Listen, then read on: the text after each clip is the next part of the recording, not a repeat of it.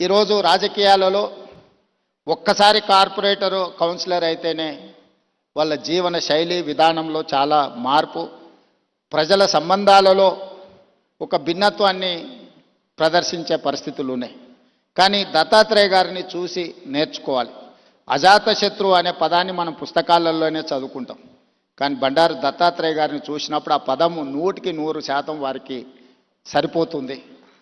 జాతీయ రాజకీయాలలో అటల్ బిహారీ వాజ్పేయి గారికి ఉన్న గౌరవం రాష్ట్ర స్థాయి రాజకీయాలలో బండారు దత్తాత్రేయ గారికి ఉంది అని చెప్పి మనం ఈరోజు గుర్తు చేసుకోవచ్చు. అటల్ బిహారీ వాజ్పేయి గారు ప్రతిపక్షంలో ఉన్నా, ప్రధానమంత్రిగా ఉన్నా, పార్లమెంట్ సభ్యుడిగా ఉన్నా, ఎన్నికల్లో ఓడిపోయినప్పుడు కూడా అటల్ బిహారీ వాజ్పేయి గారి గౌరవం ఎప్పుడూ తగ్గలేదు. పదవులతో వారి గౌరవం పెరగడం, పదవి లేకపోతే వారి గౌరవం తగ్గడం ఏమాత్రం లేదు అని అటల్ బిహారీ వాజ్పేయి గారిని మనం ఏ విధంగా అయితే అనుకుంటామో అదే విధమైన పోలిక పెద్దలు బండారు దత్తాత్రేయ గారికి ఉన్నది.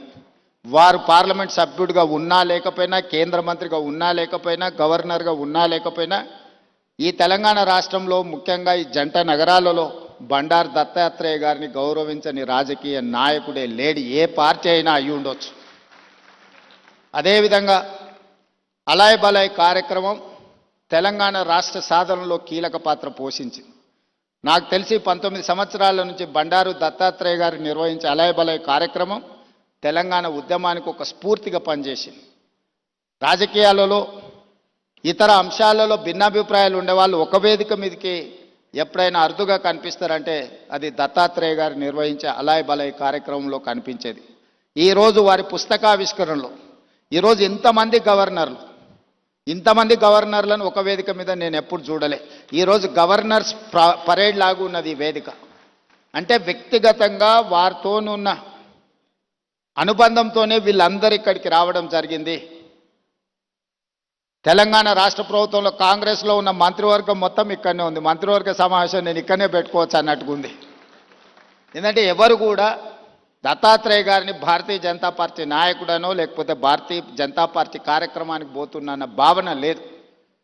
ఒక మర్యాద కలిగిన రాజకీయ నాయకుడి కార్యక్రమానికి వెళ్తున్నామని చెప్పి ఈరోజు అందరి వేదిక మీద కనిపించడం జరిగింది. ఏది ఏమైనా వారి ఆత్మకథను, వారి జీవన శైలిని, విధానాన్ని నూతనంగా రాజకీయాలలోకి రావాలనుకున్న వాళ్ళు పరిశీలించవలసిన అవసరం ఉన్నది, నేర్చుకోవాల్సింది